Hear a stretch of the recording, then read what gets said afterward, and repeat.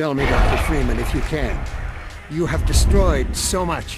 What is it exactly that you have created? Can you name even one thing? I thought not. Half-Life 2 Episode 1 is the first of a promised trilogy of new episodes for the Half-Life saga. If you played Half-Life 2, you know it ended on a spectacular cliffhanger, and Episode 1 picks up right after that. In terms of gameplay, Episode 1 feels a lot more satisfying than even Half-Life 2, mainly because there's a new team dynamic here.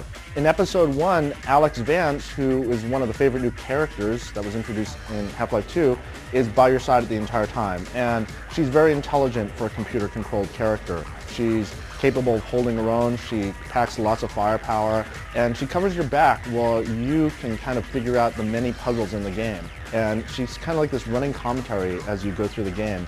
Alright, let's get off before the next ride starts. The dialogue is sharper than ever, you'll laugh a lot.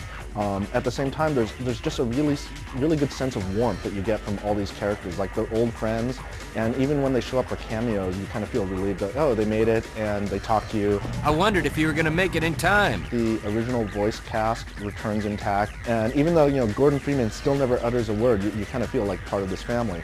Throughout the game, you'll be battling around City 17 and the Citadel, and, I think if there's one little thing you can say about Episode 1 is it's a bit familiar in that respect. I mean, if you've played Half-Life 2, you'll feel a strong sense of deja vu at times. Many of the enemies and the weapons remain the same. There are a couple notable new additions. The biggest one perhaps are what are called Zombines, which are Combine soldiers who have been zombified by head crabs.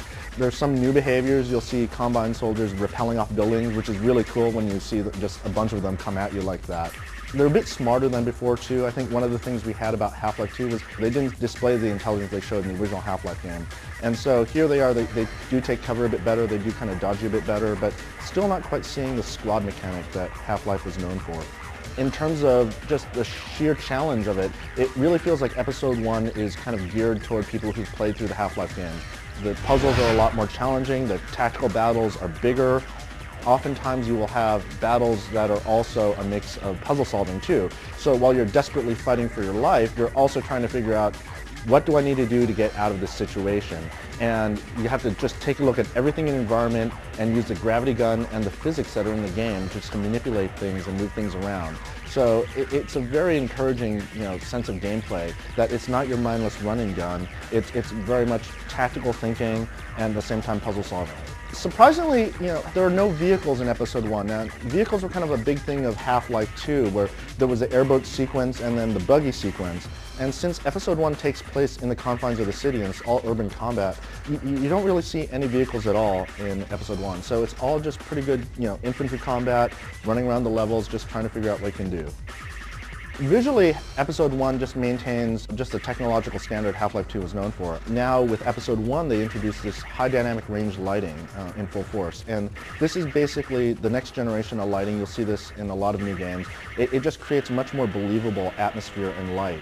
Even though while the levels remain pretty much the same, they look a lot better just thanks to the light. You get the feeling playing Episode 1 that this is the kind of game that Half-Life 2 should have been. It just feels so much better in all regards. The only real criticism you can kind of have is that it's over before you know it. This is kind of deliberate. It is an episode. It's not meant to be a full-length game.